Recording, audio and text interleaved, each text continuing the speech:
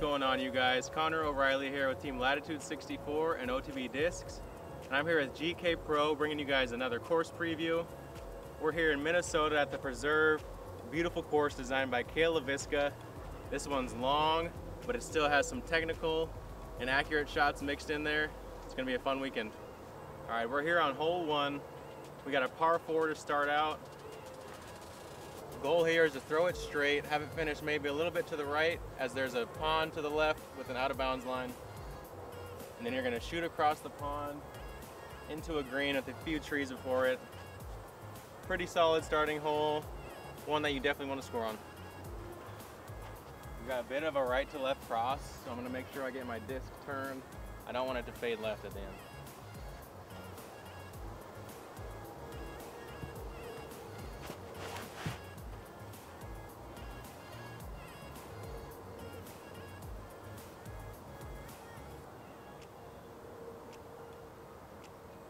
Just hit enough angle, kept it in the middle, that'll play.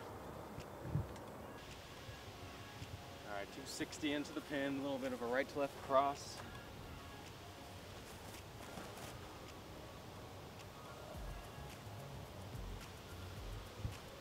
A little heavy on the hyzer angle, but that'll putt.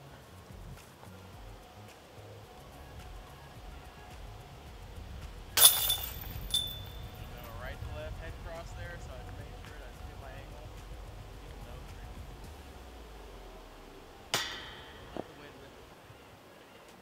On a course filled with some long and challenging par 4s and 5s, hole 1 is one you definitely want to try to score on to get your round started hot. All right, hole number 2 is a par 3 coming in at just under 320 feet. We've got a double mandatory through a gap right here. You really want to work your disc just barely off to the right and let it settle back flat to finish it. I'm going to go with the putter, try to hit it nice and flat.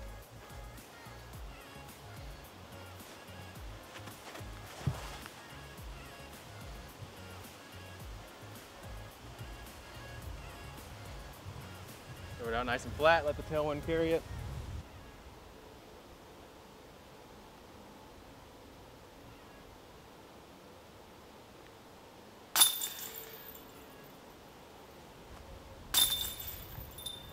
Twice or it's luck, Simon always says, right? Hole 2 is going to be one of the shorter holes on the course. It still has some technicality though. Hit it flat, get through the gap, and you'll give yourself a putt. All right, hole 3 is another par 3 coming in at 430 feet. Effectively dead straight. This one has a green that's on an old golf teeing surface, so it's very fast, very dry. You really got to land your disc flat, and that's the key on this hole. We've got a strong tailwind, so I think I'm gonna probably put a mid-range up in the air, try to see if I can get a soft landing.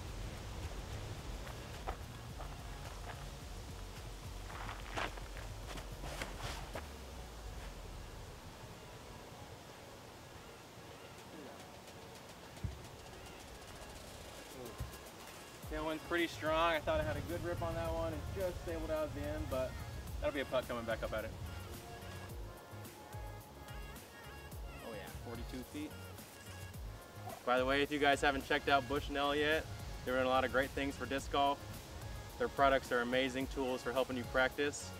They just recently gave me this new rangefinder Edge, and because of that, I'm giving away my old Sport 850 rangefinder. So head over to my Instagram, check one of my recent posts to see how to enter.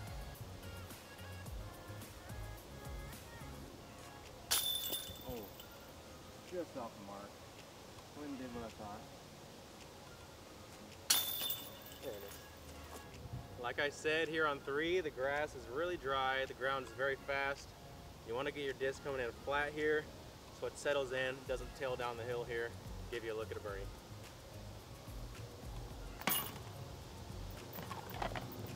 All right, hole 4 had some changes from last year.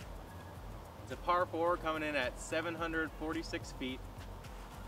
We shoot out through this gap and it bends far to the right. You really need to get a lot of distance off this tee so that you have a window into a tunnel that approaches the green. Now initially my mind thought sidearm is probably the best play here, but I found I just wasn't quite getting the distance. You really got to be far off this tee so you can access that tunnel that goes to the green.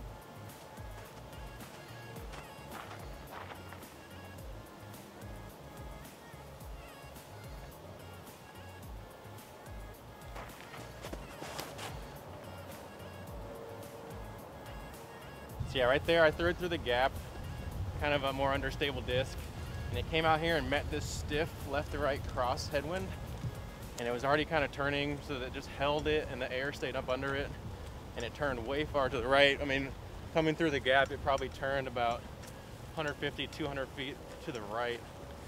It should end up with a pretty good look over here in this bunker of trees. It's a new course for me. I've only played it once, so not super familiar with a lot of the ranges. I'm using my rangefinder a lot during these practice rounds. I got a better idea where certain landmark trees are. Alright, I got about 280 into the pin. Subtle hyzer, sewer gap.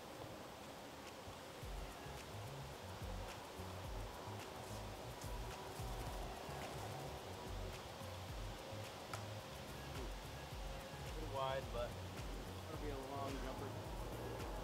I'll get just wide on the gap coming in here. Looking again, it's definitely a gap that you can try to shave on the inside. There's a few less trees. This group right here is gonna be tough to get through. Still got a stab at it though.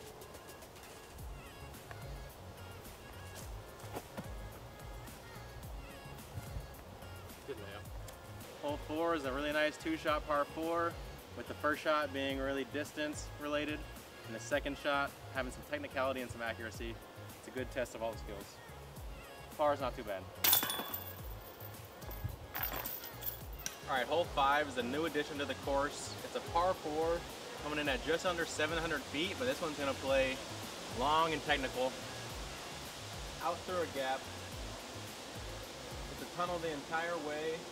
Midway down, after about 350 feet, it's gonna bend gently to the right, and there's gonna be another tunnel all the way to the basket.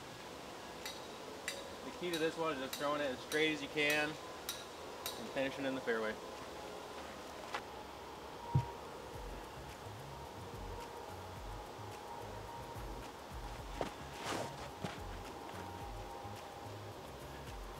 Come on.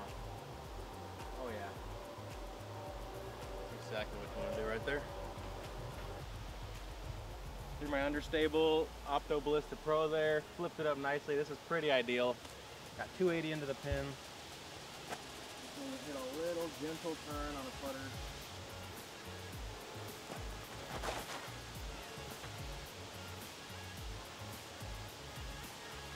Oh yeah, that's how you draw it up. I think Kale will be proud of that one. This hole is just pure technicality. Still have to have some distance off the tee. Very happy with the birdie look here. I think this one's probably going to play as one of the tougher birdies on the course. Here's hole 5. All right, hole 6 is a par 3 coming in at 2 feet shy of 400 feet. There's a gap the whole way.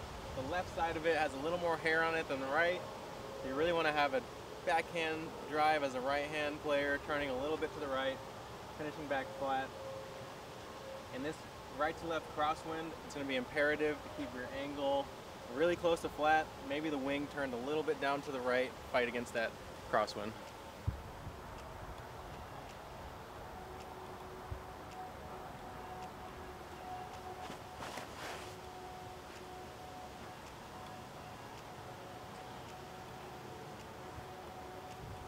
A little too much turn, but that'll be a jumper. That right to left cross is proving pretty tricky. Bumped up to a Pioneer when I normally would probably throw my Explorer here.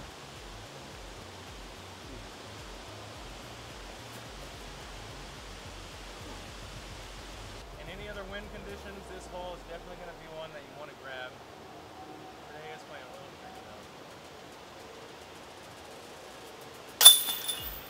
Maybe too bad. Hole 6. It's going to be all about hitting your flat angle, finishing straight. There's some stuff to hit long, so you really want to commit here. You'd rather miss long than short. Alright, we're here on hole 7. It's the first of our 3 par 5s on the track, coming in at 1,111 feet. You've got a split fairway here, big pond in the middle. Most players are going to be chipping off to the left, especially in this type of a headwind, and then chipping across, and playing into our beautiful red mulch green up there on the hillside. There's also an option to go across to the right and then maybe throw a distance roller for the second shot. For the players that might be thinking about an eagle look. In this type of wind, I don't see many guys going for that though.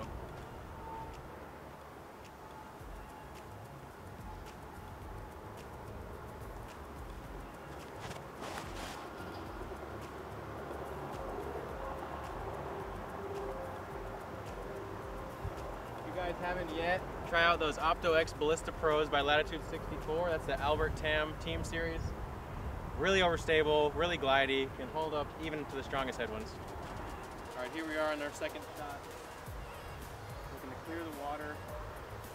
Maybe let my disc finish a little bit to the left, so I don't have that one last big tree in my way as I approach the green.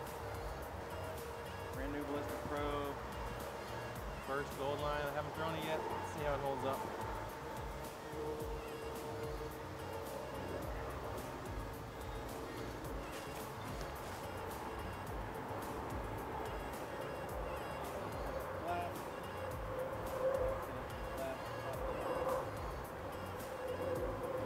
Shout out to Luke Taylor, hooked me up with that disc last week up at D-Globe. That's that 15-year-old kid who was like shredding. Good shot. I think he finished top 20. It was his first pro tour event, so shout out to him, that's awesome. 280 into the pin with 11 feet of rise. But instead of taking my normal disc here, I'm gonna bump up in speed, knowing that I have the hillside to stop me. Why not this long?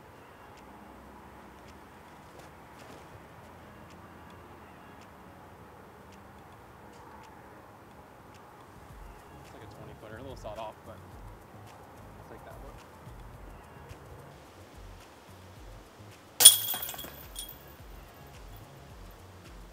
A little sawed off on that approach, but luckily with this green, I didn't have to pay the price too much. Like I was saying though, anytime you have a green with a hillside slope like this, pro tip, always bump up in speed. Use that hillside to your advantage. You can kind of run the basket, knowing you're not going to go way far to the right or past it when you do miss, and you can commit a little more. There's hole 7, first of our 3 par 5s, and definitely one you want to score on. Hole 8, one of the iconic par 3s out here at the preserve, coming in at 406 feet. This one's picturesque as well as challenging. We've got 360 feet of water carry with a beautiful green and a hillside on the back that's going to capture any long misses. So you really want to commit, give this one an ace run, let it settle in long if you do miss. Typically at this range, I might go with the fairway driver. But like I said, I'm going to be long here if anything. I'm going to go with my stable drive. See if we can mix and match.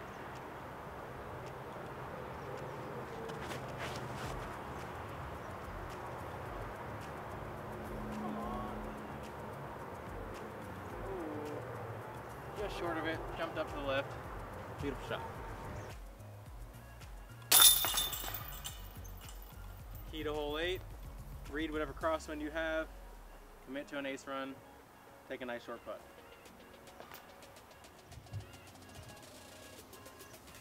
Alright, final hole of the front 9, hole 9, is a par 5, and it's a bear of a hole.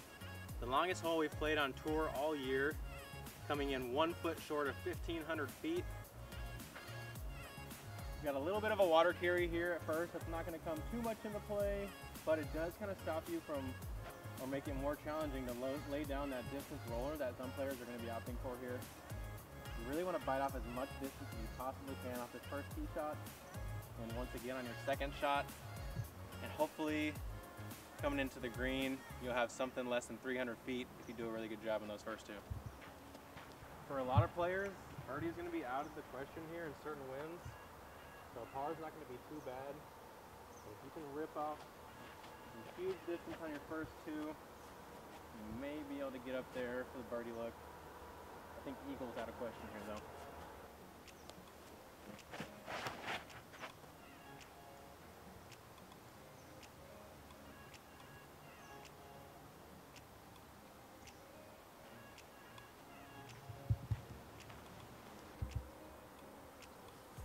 Yesterday I ranged from that big tree on the left there to the basket, and it was just shy of 500 feet, and I've got 560 feet to get to that tree. I'm going to try to lay down a distance roller Bush to Pro. Bite off as much as I possibly can.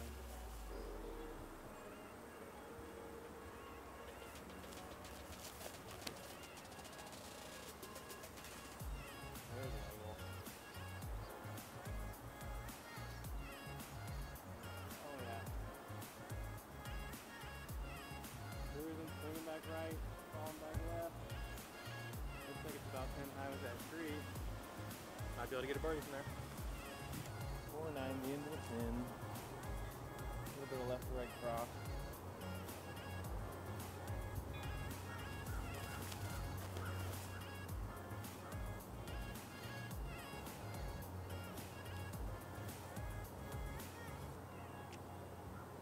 There's a putt for birdie. With there being a little bit of water carry on your last shot, and with all the distance you have to cover, it's imperative that at least one of your first two travels probably mid 500s to give you a look at coming in for a birdie.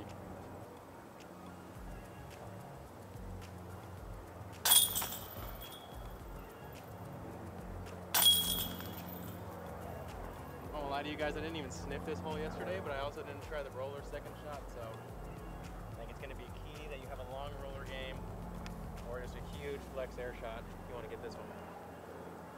All right, to start on the back nine here, we've got a shorter par 3, measuring just under 330 feet. This one's got this rock wall built up in front of it. There's a little bit of an elevation gain. The key here is just to hit your distance control. You're gonna have a lot of options, whether sidearm or backhand, coming into this green. So I'm opting for the sidearm. I'm gonna come over here to the right, use this green key, open my angle up a little bit.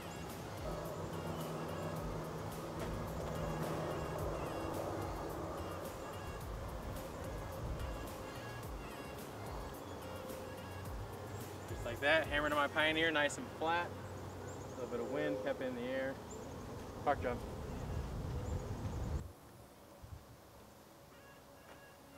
Hole 10 is one of the shorter par 3s on the course. Definitely one you want to score on, especially if you're looking to turn in a hot round. Choose sidearm, choose backhand. Just make sure you come into the green with enough speed to clear the wall. Just give up to the basket. Hole 11 is going to be our longest par 3 on the course, coming in at 525 feet. Dead straight for most of the flight, about 80-90%. A little bit of tail to the right. Basket's elevated on a beautiful old stump. This one's going to be a true bonus birdie. You're going to see a lot of people playing air shots to try to finish straight, maybe give themselves a jump putt. There also probably going to be a lot of backhand rollers, especially for the right-handed players.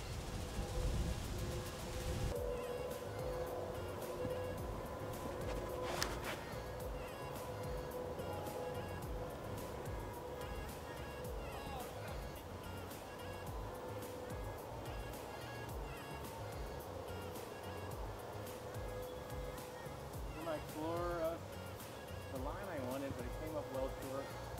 Maybe I need to bump up to a distance driver. After confirming with Macbeth, Heimberg, and Hammies, this hole in a headwind is going to play near unreachable, especially with it shaping so well for a backhand roller. If you get a look on this one, bravo to you.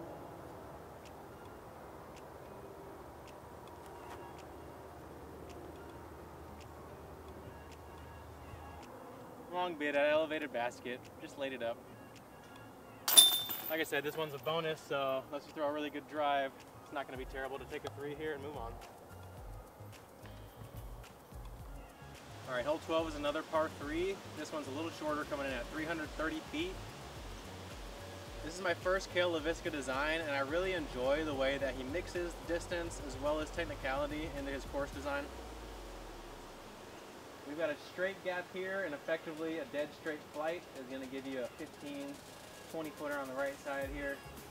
You really just want to throw something out there flat, let it fade a little bit to the left, or if you like throwing something more understable, you can throw a hyzer that stands up. I'm just going to throw flat with my compass, try to get it to fade a little bit at the end.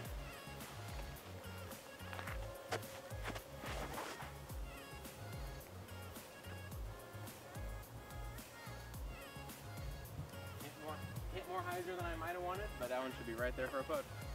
All right, here we are in the little bullseye red mulch. I'd say that's a solid drive here. Being one of the shorter par 3s, you're gonna want to give yourself a birdie look here on hole 12. All right, hole 13 is another par 3 coming in at a similar range to the hole before, 330 feet, coming out through this tight gap into an open field. There's a tree line all the way on the right that you want to avoid fading into. Hit your distance right and you'll have a putt here. I'm going to go with the right-hand sidearm, chop it over, let it fight back deep. I really want to be long and left here if I am going to miss somewhere. Also wanted to give a big shout out to Dan Reynoso with U-Disc. He put in a lot of work on this hole to make a beautiful looking tee box.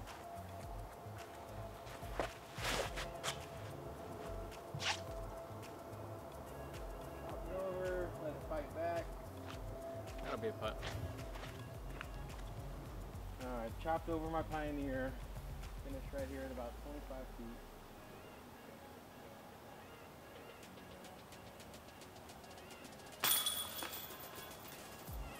Who oiled up that rim for me? I appreciate you. Well, second one doesn't matter. Hole 13 is probably going to be another one of the easier holes on the course. Definitely one you want to give yourself a look on for a birdie. Alright, hole 14 is another par 4. Just under 700 feet. This one in a tailwind setup is close enough that some of the longest, most aggressive arms might try to bite off something where they can get a jumper at it. But for me, the key here is not to fade left or to turn it to the right. So I'm going to bump down in speed, play a fairway driver, try to land it out flat, give myself maybe 250 into the pin. A little bit of a tailing wind. I'm going to hit my Explorer flat, let it work a little bit to the right.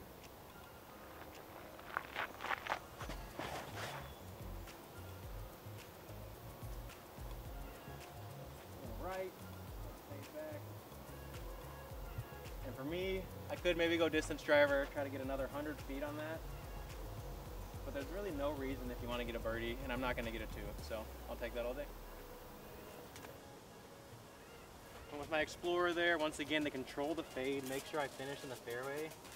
I left myself with just over 200 feet into the green.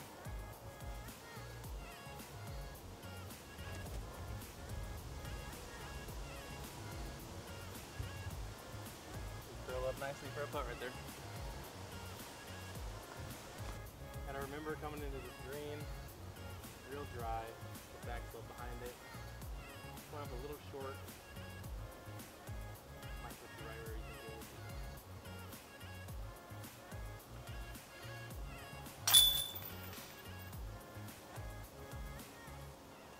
Hole 14 is one of the shorter par 4s out here. You put your drive in the middle of the fairway. Should be able to give yourself a putt for a birdie look. Hole 15 is another par 4 coming in at 738 feet. Shooting through a gap off the tee. There's a little rise in the middle that you have to clear to get any distance. So the key here is going to be hitting the gap, clearing the rise, and if you can work your disc to the right side once you get through, that's going to be ideal to set you up for the most open approach to the basket.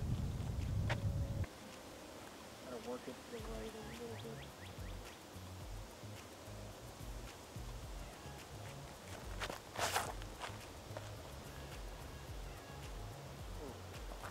Cleared the berm. Now I'm going to finish a little more left than I'd love to be, but it's going to give me a backhand hyzer option to the green. Not too much distance left. One of the keys on any course, especially during the heat of the summer, stay hydrated out there. Helps your brain function and your body. 240 feet, just got a hyzer around this one tree. I'm going to take my face, little sand grip, try to land gently on that hillside.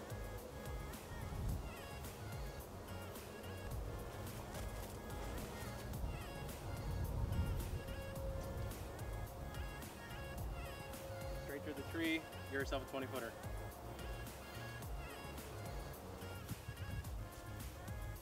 Didn't swing that one as wide as I ideally wanted to, but it's important that when the course gives you an opportunity, you focus in and take advantage.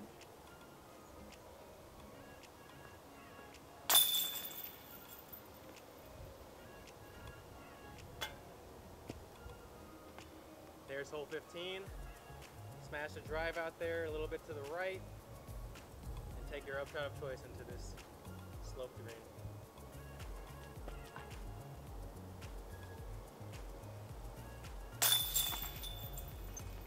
All right, hole 16 is a par 3. At first glance, there's not a lot to it. Coming in just under 400 feet.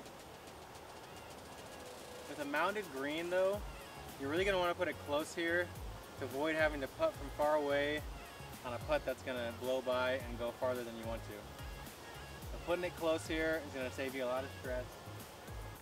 A little bit of tailwind here. Normally I'd play pretty spiky, but with that tailwind, I'm gonna play it flat, let it fade.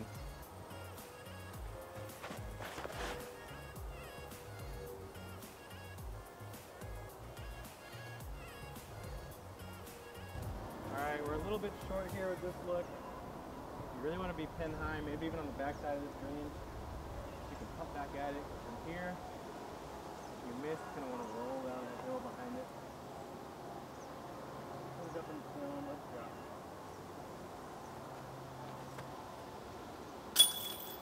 There we go. Good read. That one had a couple little splitters on the flight. Twice starts luck. All right, there's hole 16.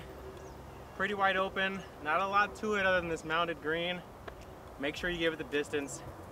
Put yourself back here on this slope so you can putt back at it. That's the key here. Hole 17, another par 3. This one's gonna be the shortest hole in the course, coming in at 243 feet. And while it is short, you gotta throw it dead straight through this little row of trees. A basket with water just long of it. This one's really asking you to give it an ace run, but put it close if you miss.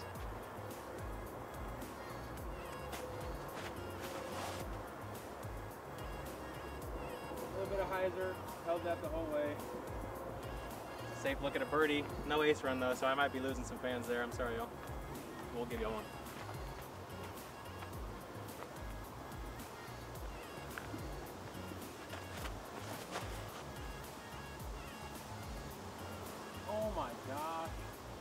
Dropped into the pad. That was. I got robbed. Come on, Dylan. Why don't you do it?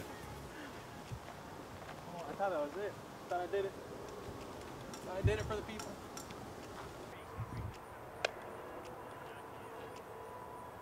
Hole 17 is short and sweet. Pick your poison. Sidearm or backhand. What do you hit a gap best with? And finish straight.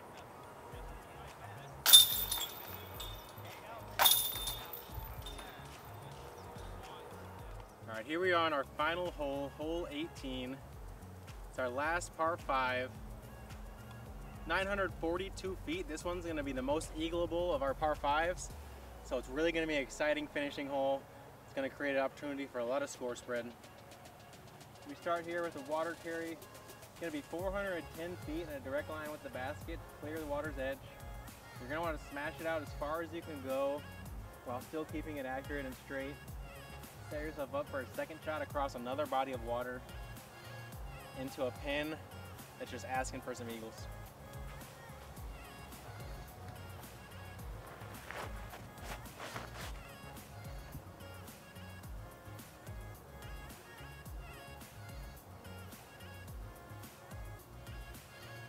That was way straighter than I want. Thought this right to left hill would lift me late in the flight, but it kind of just got wind sheared and stayed low. Barely cleared the water, but got to deal with this little bit of an uphill run up, which isn't ideal here. You really want to get to the flat ground. I only got 460 to the pin. Very manageable distance. See if we can get an eagle look. Uphill run ups are a little tricky, but luckily we played toboggan last week, so I'm a little more familiar than I typically am with them.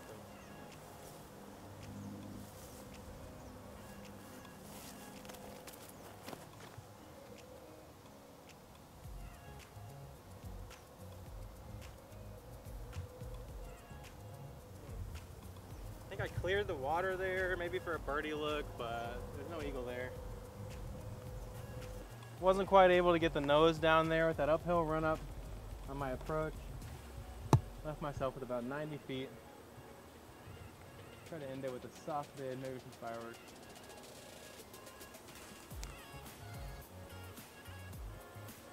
Oh, that's long. Second time's the charm. Ooh. All right, last chance at a birdie.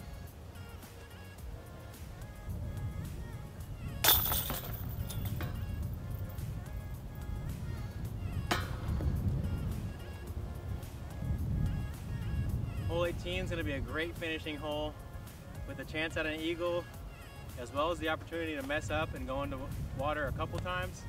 There's going to be a lot of score separation here, and that's always good for a finishing hole on a difficult course. Thanks you guys for joining me here with GK Pro. If you haven't already, make sure to like and subscribe to their YouTube. They're doing great things for the sport of disc golf. Thanks again for checking in with our course preview here at the Preserve. It's going to be an exciting weekend full of bomb distance shots and some technical, accurate par threes. Hope you guys tune in.